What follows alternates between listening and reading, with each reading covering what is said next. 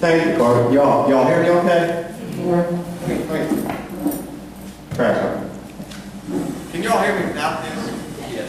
Yeah. Okay, good. Then I feel more comfortable speaking without a microphone. God gave every man different gifts, and I'm still trying to find mine, but unlike my friend Earl back here, I don't have one of those silky smooth voices made for radio. And unlike my new friend Terry over here, I'm vertically challenged. So I like to be able to make sure everybody can see me, and I want to be able to see who I'm talking to. So I think one of my gifts is balance. So I'm going to stand up here on this chair to address you all, if you all don't mind. I got real excited. I remember when I've never been in public office before. State treasurer is the first office I ever held. And I remember hearing about stump speeches all my life. And that implies that there's a stump somewhere you can stand on. I thought this will be great. And then I got out on the trail, and stump speaking, if there ever was stump speaking, has changed into something else. You have to create your own stump. So this is mine.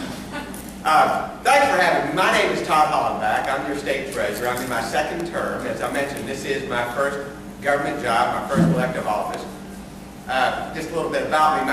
My family has a long history of public service in this Commonwealth. My grandmother was kind of a pioneer. Back in the 50s, she ran for elective office as a state representative. She didn't win, but her love of public service inspired my father to run. And at the age of 29, he was elected Jefferson County judge. And that was a pretty heady position back in those days, because before the constitutional amendment, they took away the judicial powers from the judges. And so my dad was he was kind of a swashbuckler. He was about 6 feet tall, blonde hair, blue eyes. The ladies thought he was really, really handsome. And he made quite a name for himself. He never was elected statewide, but he ran for some statewide offices. And his name is the same as mine, Todd Hollenbach. And so when I decided that it was my generation's turn to pick up the gauntlet and try public service, I asked my dad what I needed to know before I embarked on my first statewide race. And he said, son, you've always been a little thin-skinned. You need to toughen up a bit. But it doesn't sound like much advice. I had high school coaches tell me the same thing, so it just rolled off my shoulder. I didn't pay much attention, really. First event I attended was an icebreaker event right after the primary season started. And if you've never done it before, it takes more than you might think to get yourself ginned up to the point where you're willing to walk up to a complete stranger, stick your hand out, tell them who you are, and ask for their support. So I've been working on myself all day long, trying to get myself ginned up to do this, right? And I walked into this event. It was a women's club in Lawrenceburg. And I was immediately intimidated because to my left was Crit Llewell, and over to my right I saw Julian Carroll, notable figures who you recognize. But I was going to do this, so I looked across the room. There were 3 ladies against the wall. The one in the middle looked like a leader. She was a tall, white-haired lady, probably in the mid-80s. I made a beeline straight toward her. I stuck my hand out and I said, ma'am, I'm Todd Hollenbach. I'm running for state treasurer. I'd sure appreciate your support. Well, she obviously remembered my father because her eyes got a little bit cross-eyed. She tried to pull away from me, but she couldn't because I had her hand in mine. So with her free left hand, she wags her index finger in my face, and she says, you're not Todd Hollenbach. I've met Todd Hollenbach, and he's tall and handsome. So it came back to me full circle what my dad meant when he said you had to toughen up a little bit. But I ended up getting elected. And it's been a great experience for me so far. One of the first things that I discovered, and this was really, it was kind of enlightening for me, because I've been in the private sector. Government employees get a bum rap, quite frankly. I was amazed when I got to Frankfurt and took over the helm of Treasury, how many really good people we had working in Treasury. And this isn't anything I'm taking credit for. These are people that were already there, that I inherited. They're people that show up on time for work. They take pride in what they do. They work hard. You don't have to look over their shoulder to make sure that they're doing it right. And they don't leave until they're supposed to leave. And some of them stay longer than they're supposed to stay. So I was really blessed with a great staff. But we inherited a lot of problems. One of the things that I do as treasurer, and I'll take you all through some of the things the treasurer does, is, well, basically I'm the state banker. And I have to reconcile books. Now, for you, when you think reconciling the books, you're thinking about your checking account, making sure it's in balance. Balancing the books is another word that sometimes, or another phrase sometimes used to describe what I did. The books had not been balanced on the state account for almost 2 years when I took office. When the statewide accounting system, EMARS, was implemented, in haste to get it implemented, they had left out the reconciliation feature, which gave Treasury the access to even get into the information necessary to reconcile. So it's been almost 2 years. And we're talking millions of transactions. So this was a huge undertaking. First thing we had to do was cobble together a software patch to make it possible for me to access the information necessary. And as you all know, every day I'm catching up in arrears. Time isn't standing still. There's another day being tacked on, thousands upon thousands of new transactions that we have to reconcile down to the nickel and the penny. And so we caught up within my first term within 4 years, which was really, really an impressive feat that I have to credit my staff for doing, but it was a major undertaking. Also in my first term as a state banker, we had to implement the first statewide banking contract with a new general depository in anybody's memory. It had been about 100 years. The statewide general depository bank for Commonwealth Kentucky had been Farmers Bank out of Frankfurt for as long as anybody alive can remember. And so this was major also because we had to redo all our reconciliation functions and everything else that we do to interface with our general depository bank. We took care of that in our first term. But in addition to all the banking, and it's traditional banking type things, it's reconciling the books, it's issuing the checks. Every check that goes out on behalf of Commonwealth Kentucky has my signature on it. We issue all the checks, all the payroll checks, all the retirement checks, all the disability payments, unemployment benefits, you name it. We're responsible for it. And that's all stuff that we have to keep up with and reconcile ultimately. But in addition to the traditional kind of banking functions, we also oversee the unclaimed property division of Commonwealth Kentucky. And I was here in your community not too long ago in partnership with Judge Asher, putting on one of our treasure finders events.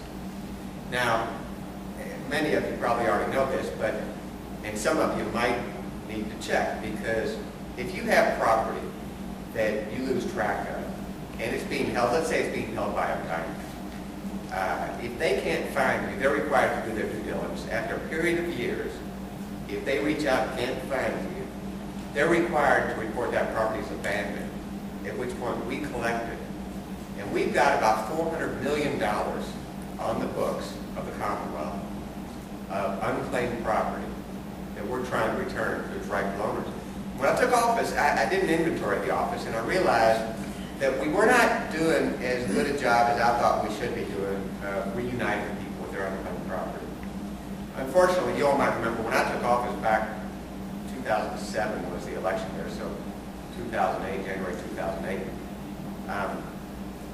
We had just fallen off the financial cliff, the fiscal cliff. This is when the whole country was kind of in panic mode because of the financial crisis, the bursting of the real estate bubble and everything else. So there was no new money in Frankfurt for any new initiatives. If there ever was a day that you could roll into Frankfurt with big ideas, go to the legislature, get some supporters, get them to fund it for you, and roll out statewide, those days are behind us. But people don't elect you to pour mouth it. They still want to see some value-added proposition brought back to them through you in your office. So you have to be more creative these days. You have to use more shoe leather. But I decided that one of the best things I could do would be to take a program which was really a reactive program. It was kind of a moribund program in the sense that all that had been happening over the last previous decades was the Treasury would advertise in all the major papers the existence of the program. But we'd leave it to you to find out if you or a loved one had unclaimed property. We'd leave it to you to find out how to go about getting it and to initiate the process and follow through with it and everything else. Well, one of the things Kentucky has, we're not a wealthy state, as you all know. We're a poor state on relative terms. But we do have a great wealth of people who are willing to roll up their shirt sleeves and work hard as volunteers to do what they can to make their communities better places to live, work, and raise families. And so we thought we needed to find a way to tap into that spirit of volunteerism that's prevalent throughout the Commonwealth. So we started this Treasure Finders program as a proactive outreach. We have 120 counties in Kentucky, and every one of those counties is a community unto itself. And within every one of those communities, you have people who have generational knowledge of their community. It seems like it's quite often ladies who can tell you who everybody's grandparents are, grandchildren are, aunts, uncles, sisters, and brothers. You might imagine if your local banker couldn't find you, or your local insurance agent, or whoever had your unclaimed property, if they couldn't find you, the chances that me with my limited staff in Frankfurt are going to be able to find you are pretty slim, right? But by partnering with county judges, going county to county, and setting up a volunteer program where we bring in a list of all the claimants whose last known address was within the boundaries of that county, we get people from the community who volunteer. And we're talking about people who have deep roots in the community, people who make it their business to know a lot of people who are involved anyway. Rotarians, people who are members of the Chamber of Commerce, retired postmasters, folks like that, politicians. And we bring in these lists and we set up a phone banking operation. We bring a couple of computers with us that have our entire database on it. And the volunteers are calling folks, and they're saying, Earl, I found some money you didn't even know you had. Get on down here, and we'll get you set up. We'll initiate the claim right then and there, have the paperwork prepared and sent to you, and help you through the process. This program has been so successful by just giving Kentuckians an opportunity to volunteer to help their friends and neighbors. And it's a good time, because the volunteers are having fun. They're calling people with great news for them. They're calling to tell them, I've got some money you didn't even know you had. And some of these folks they hadn't talked to for a long, long time. They're invited to come down to the event where they sit across from the computer. They find out at that point how much it is, how long we've had it, where it came from, and we get them started on the process of receiving it. So the people that are coming in to check on their claims, they're happy as they can be. They're feeling like I might have just won the lottery, and some of them did. Do you know we had one claimant from Central Kentucky that $750,000. $750,000. It's amazing how much money's out there. It's amazing how many people who are careful with their money, good stewards, lose track of their money quite often for reasons that don't imply any fault on their part at all. You know, a lot of communities went through the process of changing over their addressing system to a more modern addressing system so they could bring in the 911 emergency response. So rather than the old rural routes, they now have street addresses. Some of the banks that they used to do business with got bought out by North Carolina banks or others, so the local banker wasn't a problem. He knew where it went anyway. But, you know, when the new bank is looking at this address from North Carolina, sending stuff to an address that doesn't exist anymore, the postmaster, meanwhile, has retired as well. It's getting sent back to them as undeliverable. And so they're thinking, well, we don't know where they are. It must be abandoned property. They're turning it over to us. Had one gentleman say, I was born in this house. I've lived there 60 years. How could they have lost track of it? Well, that's how they lost track of it. So a lot of people have, and here's the other thing. There's no statute of limitations. You might know people as I do that can tell you where every nickel is on their dresser drawer at night. And they're convinced they didn't lose anything. But that doesn't mean they didn't have an ancestor, a grandparent, or a father or mother might have passed a great beyond who lost track of some money. And as rightful heirs, they too can make the claim. Doesn't matter how long we've had it. The money that we collect goes into the general fund as a contingent liability. Contingent because it's going to be a liability to the state until we find the rightful owner. And when we do, we know that we have to pay it back. That's why it goes on the books of contingent liability. And it's a pretty good program, really, because it benefits all Kentuckians, even if you don't have a claim yourself. By putting this money back into circulation so that the legislature can use it for their purposes, hopefully for the benefit of all Kentuckians, rather than just sitting there, moribund with some account somewhere, not doing any good for anybody, it's put back into circulation for the benefit of all Kentuckians.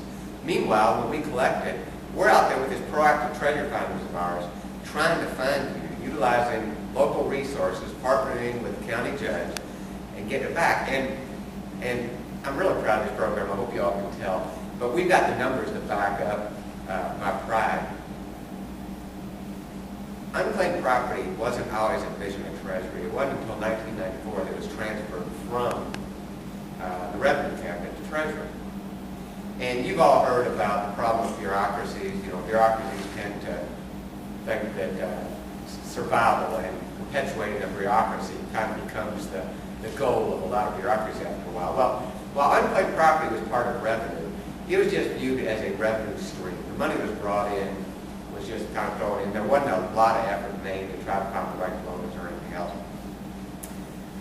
During the approximately 50 years that it was part of the Revenue Cabinet, $5.5 million was returned to people in Kentucky in 50 years now. All right? I've been on the job just a little bit over 6 years now, and through this proactive outreach that we call Treasure Finders, I'll give you all a heads up. We're having a big to-do on Friday at the Capitol in Frankfurt to announce that we have finally reached and surpassed the goal that I set for myself of returning $100 million back to its rightful owners throughout the Commonwealth of Kentucky. And we're really, really proud of that. This program doesn't cost the taxpayers any money. It utilizes local volunteers with the help of the county judge, usually the county judge. We only had one county where the judge, and he's not the judge there anymore, he's in the western part of the state, so I doubt any of y'all know him. But he was very, very skeptical. Apparently this guy had been an IRS agent at one time. And we came in and we sold the program to him, hoping he'd partner with us. He looked across the table at me and he said, well, how do I benefit from this? And I said, well, you get to return a lot of money to your constituents. And that wasn't good enough for him. So he said, well, how do you benefit from this? I said, well, it's my job to get it back in the hands of rightful owners. We couldn't get him to commit, partner with us. So we just moved on to the next county. We're going to circle back. But the goal worked well. We're getting ready to announce some new goals. We're not going to sit back on our haunches just because we reached our $100 million goal. But let me tell you something else. We don't return all the money we collect. In fiscal year 2013, we collected $53 million.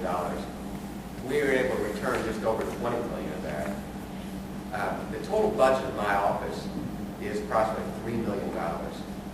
So I'm also kind of proud of the fact that in found money, and there's no other office that can say this, in found money, we throw enough money into the general fund to 10 times over totally fund my entire office. In fact, I looked at all the constitutional offices one time and found that we find enough money to totally fund Treasury, the Auditor's Office, the Secretary of State's office, the Attorney General's office, and I think the Governor's office, but not all of his agencies, the Governor's immediate office. Now, the Ag Commissioner is huge, and there's so much federal money flowing in there and stuff that we couldn't do that one. But that's all in found money. There are other offices that generate more money than their budget, but that's through fees and fines and assessments and things like that on the people that they serve. The money that we're throwing into the kitty is found money, and I think that's a pretty good bang for the buck. And I also think it shows the importance of programs like this being under the auspices of somebody who is directly accountable to the people through the electoral process. Because, you know, history speaks for itself. When it was part of a bureaucracy, there was no incentive to show the people that you're doing good work for them, because, you know, that bureaucrat reports to another bureaucrat, who reports to another one, who somewhere along the line, finally up to the governor. But it's just, you know, it's just, and many of you all are business people, and you all know how that works and how it is. But I've really enjoyed my stint in public service. You know, we work closely with a lot of counties, a lot of financial officers in the counties and cities on their tax issues and everything else. Treasury is a very important office. It's an office that if you're doing your job right, gets very little press, because the press doesn't like to report on Treasurer Hollenbach did another good job this week. It's not until you're involved in a scandal or something like that. And, you know, it's green eye shade accounting type work. It's not real sexy kind of stuff. But to put it in perspective, there's not another constitutional office in this Commonwealth, with the exception of the governor's office, that if you were to shut it down today, state government would grind to a halt tomorrow. But we handle all the money. And without that, you know, government grinds to a halt.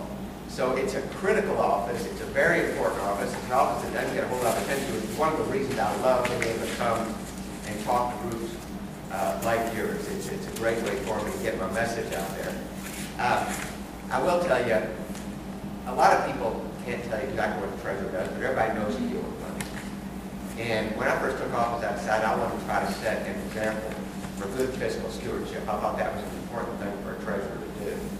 And so, you know, I talk about money a lot. We have a lot of programs that deal with financial literacy. We're working on others because it's important that young people in Kentucky know how to handle their money, that they know it's not necessarily what you make, it's what you keep, you know, how to invest their money and how to keep their money and everything else.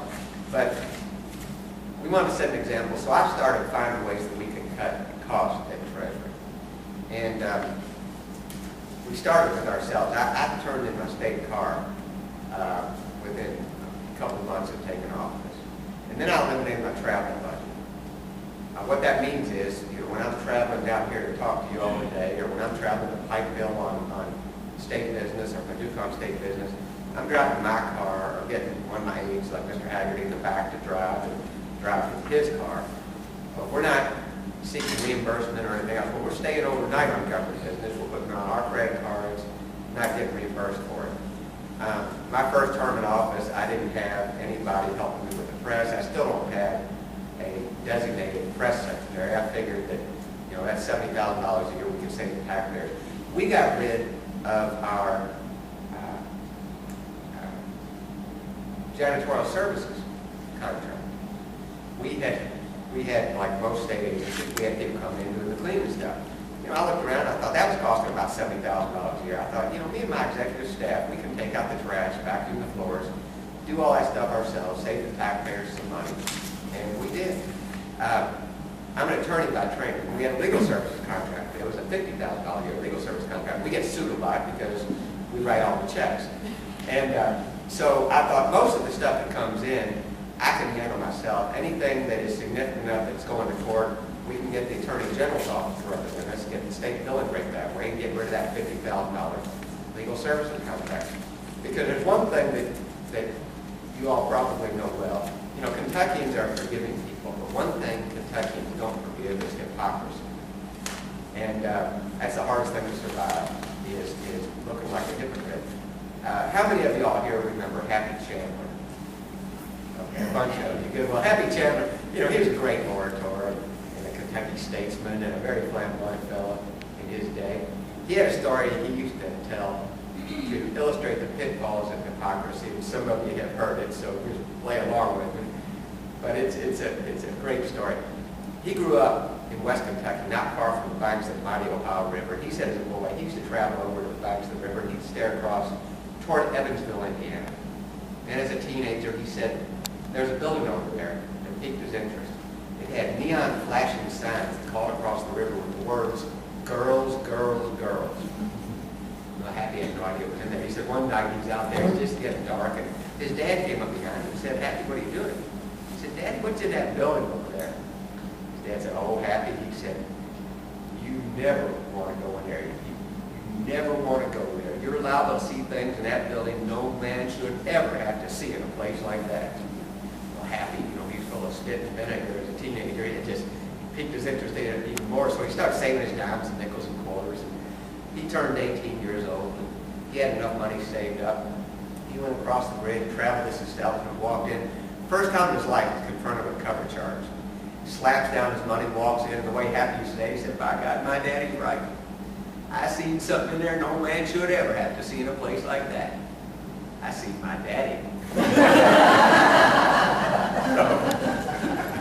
So don't be a hypocrite. We try hard not to be a treasurer. For anybody that hasn't already checked, www.missingmoney.com is a site that you can go to in your free time. And we joined, this is part of the technology improvements that we brought to Treasury. We're now full members, www.missingmoney.com. It's a multi-state site. So if you worked in Ohio or Indiana or West Virginia, they're all members as well. So you could have unclaimed property waiting for you there, and I really encourage you to look. And look for other family members as well. Because one of the toughest things in the world is convincing people. I do want to leave you with this one last thing. Our Treasury Finance program works really well for another reason, and that is that folks are so cynical of government these days. It's a shame, but it's a fact. And we had tried, before I developed this program, calling folks ourselves that we could identify and thought we could find, and telling them, "We've got some money for you." Well, somebody from out would call and identify themselves as a representative of Treasury. People would be arguing with them. "I don't know you. I didn't lose anything. Don't ever call me back." Hanging out. We made up thousands of dollars for trying to get back to them. They were convinced that there was a sheriff's deputy waiting for them, that they forgot to pay their back taxes or something. When you come into a community where people know each other from the PTA or the Chamber of Commerce or the Rotary or what have you, they get a call from somebody that they know and recognize. They're willing to accept that, yes, we're from the government. Yes, we really are here to help. So that's one of the things that has really helped us increase the positive hits that we're getting with treasure finders. So, anything y'all can do to pass along to anybody you know, and we have money in the name of a lot of businesses as well, and a lot of governments. It's not just individuals. So check on the name of your business or anything else. But we want to keep rolling. We're going to set some new goals that I'm going to announce on Friday. And you all are key to helping us reach those goals. Now, with that having been said, I hate coming and not giving you all the opportunity to ask any questions if you have any, and I won't be upset if you don't. I know you didn't come prepared to ask questions, but personal, political, anything about the office, I'd be happy to entertain any questions. If you don't have any questions, I just want to thank you. You all have been very, very gracious. Thanks for having me down. Oh, good. Yes, ma'am. I had a friend say that she they had called her, and it was a fee that she had to send in the Internet. Well, that's a really good question.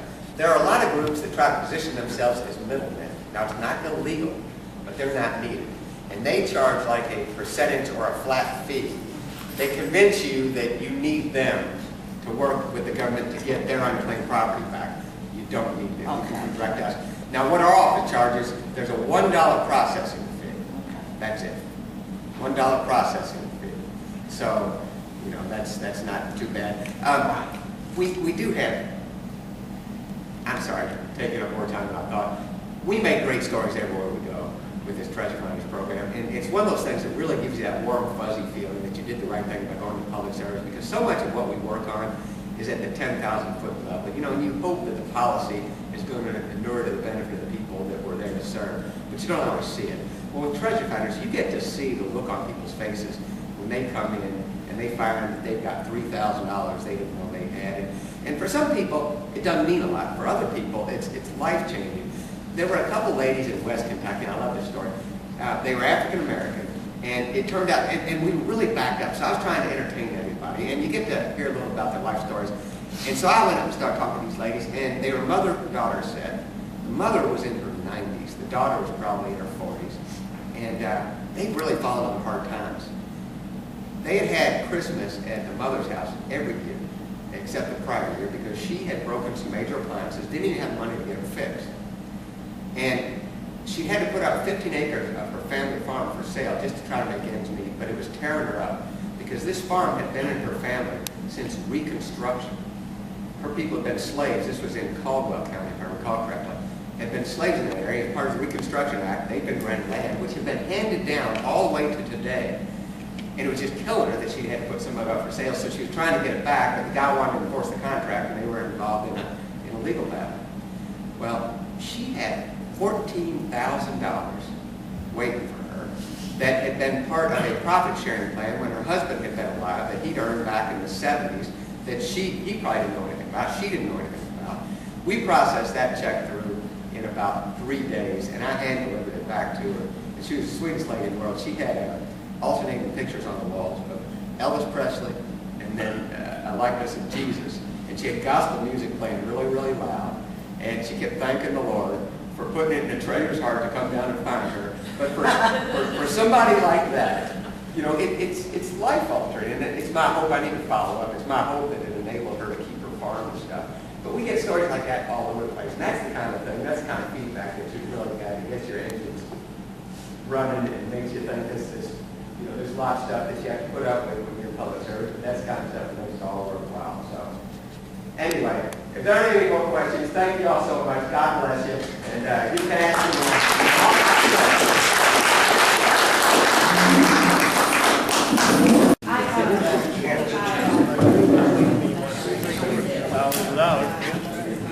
Okay, anybody else got anything they need to mention? Let us know about? Yes, sir. Just a little bit of news from the hospital, if that's okay. Yeah. We were really excited. Yesterday, we had a senior, as everyone knows, Adventist Health System owns our hospital here. And yesterday, we had a senior vice president from Orlando. We had the CEO of the multi-state division, which is over all the hospitals that are outside of Florida. And we had the CEO of the entire company come up yesterday to see the hospital and look it over, because over the last few years, we've sunk probably close to $12 million, put into the hospital there. So that was really exciting to have such senior leadership come up and see the hospital, because they've put the money in and they wanted to see how it looked. So they were all impressed. The CEO of AHS was taking pictures all over the place with his iPhone, so that was good. The other thing I wanted to just share just briefly, another thing we're doing is it's called, we're working with a company called Advanced ICU. And so what they do is it's tele-ICU, meaning we have our intensive care unit in the hospital. And what we're going to be able to offer, though, starting this summer, is that we will have intensivists, people who are actually trained specifically, as physicians to help take care of people who are in the ICU. They will be available via video conference. It will be right there in the room, and they'll have the ability to interact with the patient, talk to the patient, talk to the family, talk to the hospitalist, the doctor who's there taking care of the patient. So we think that'll really help the quality of care. It's an extra layer, and we'll be able to take care of a lot more patients than we used to in the past. Patients that have tended to be sicker that we've had to send outside the county, but we'll be able to keep those patients now. So that'll be starting this summer. I guess we're getting a little photo op here. Doing things that are memorable like that will, come on.